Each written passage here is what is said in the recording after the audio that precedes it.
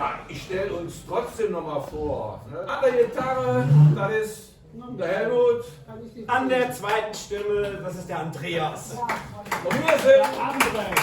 Und wir sind die Mir Zwei vom vum Rhing. Wir haben euch ein paar Liedchen mitgebracht. Ein paar Liedchen über die Heimat, über Kölner, über den Ring und natürlich über den Festcomitee. Aber ganz langsam. Und wie fangen Rentner an? Ganz langsam. Mit dem ersten Lied schon.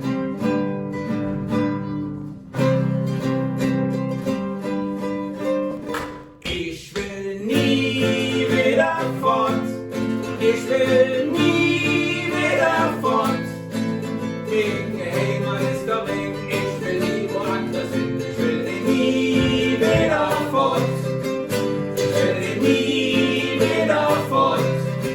Sehr gut. Jetzt seid ihr drin. Der Ritter zu, den Kamelle für den Punkt. Auf Waschbrüste, ja, Wallwürgen, da freue sich die Lück. Jetzt gehen wir ein bisschen in das schnellere Genre. Allah, Allah, dreimal Gölle, Allah. Der Festcomitee ist groß, hey, am schönen Ring. Und der ist auch nicht immer brav. Der Festcomitee gehört die ganz bestimmt hin. Genau wie dreimal Gölle, Allah. Ist das eigentlich ein Lied über den Kürbis?